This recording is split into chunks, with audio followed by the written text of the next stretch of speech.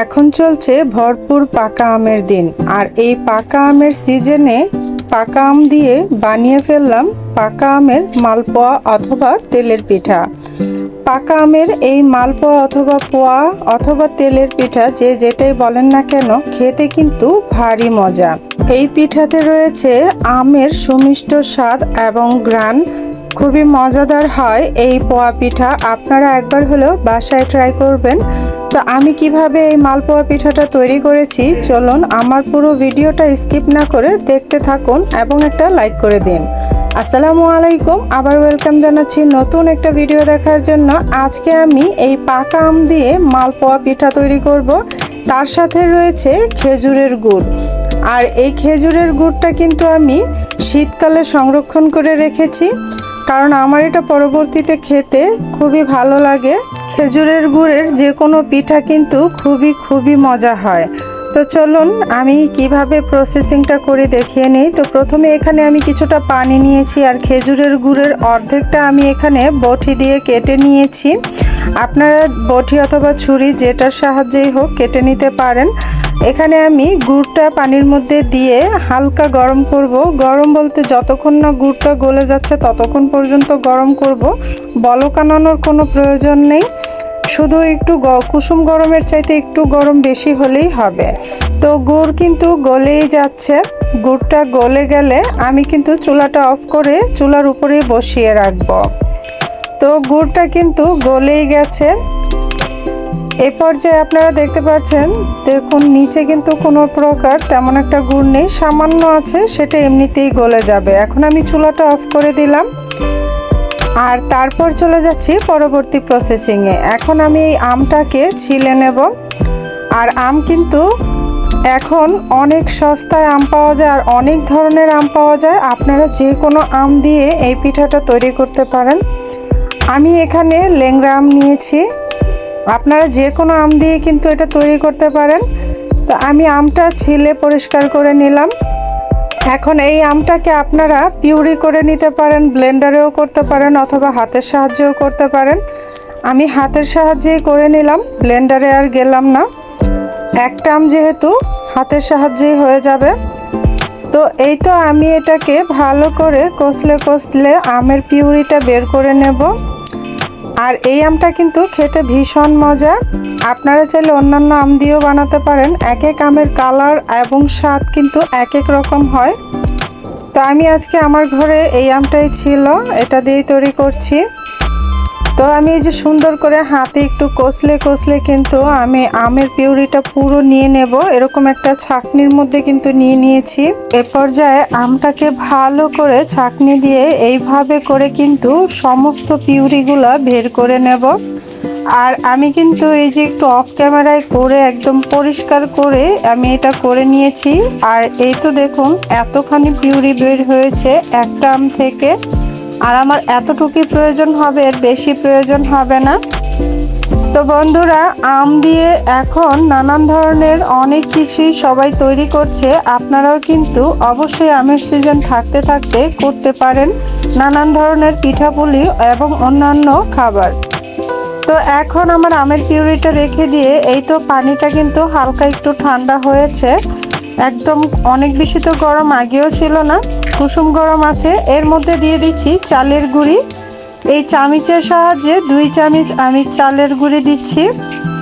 তারপরে দিয়ে দেব এখানে 1 চামচ ময়দা অথবা আটা। আমি আটা ব্যবহার করেছি।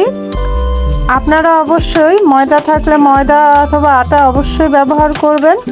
এই পর্যায়ে আটা এবং চালের গুঁড়িটা ভালো করে মিক্স করে নেব। আর সম্পূর্ণ হাতের কোনো স্পর্শ ছাড়াই কিন্তু পিঠার গুলাটা আমি তৈরি করব।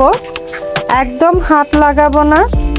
পিঠাটা এত সুন্দর হবে দেখবেন। পোয়া পিঠা অথবা তেলের পিঠা তৈরি করতে কিন্তু খুব বেশি পরিশ্রম হয় না, তবে অনেকেই বলে তাদের হাতে নাকি পোয়া পিঠাটা হতে চায় না। আসলে একটু মনোযোগ সহকারে যদি করা যায় অবশ্যই হবে। আর আজকে তো আমি কোনো রকম হাতের স্পর্শ ছাড়াই পোয়া পিঠাটা তৈরি করব। এখন আমি যে আমের পিউরিগুলো কিন্তু দিয়ে দিয়েছি। আমের পিউরিটা দেওয়ার পরে কিন্তু ব্যাটারটা একটু পাতলা হবে। তখন যদি আপনাদের মনে হয় এর মধ্যে আরেকটু চালের গুঁড়ি অথবা আটা মিক্স করতে পারেন। তো আমি কিন্তু সামান্য আরেকটু চালের গুঁড়ি মিক্স করেছিলাম। চালের গুঁড়ি দিয়ে আমি একদম উপযুক্ত তেলের পিঠা অথবা পোয়া পিঠার জন্য একটা ব্যাটার তৈরি করে নেব। তো খুব বেশি না, সামান্যই দিয়েছি। আপনারা আপনাদের প্রয়োজন অনুযায়ী কম বেশি বাড়িয়ে চালের গুঁড়িটা দিতে পারেন। আর এটা কিন্তু অবশ্যই আতপ চালের গুঁড়ি, এটা রেডিমেড আতপ চালের গুঁড়ি। এই আতপ চালের গুঁড়ি দিয়ে কিন্তু পিঠাটা তৈরি করতে হবে।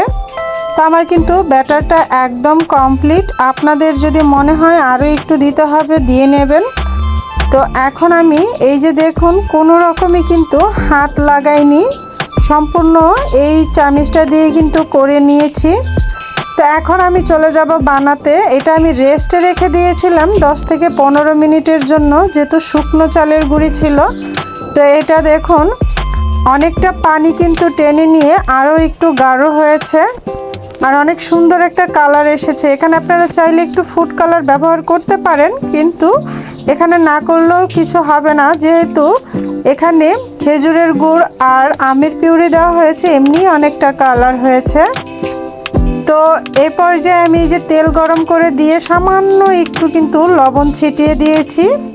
তেলটা যখন পুরোপুরি গরম হয়ে এসেছে তখন আমি এই তো প্রথম পিঠা আপনাদের সাথে শেয়ার করছি, একদম প্রথমটাই শেয়ার করলাম।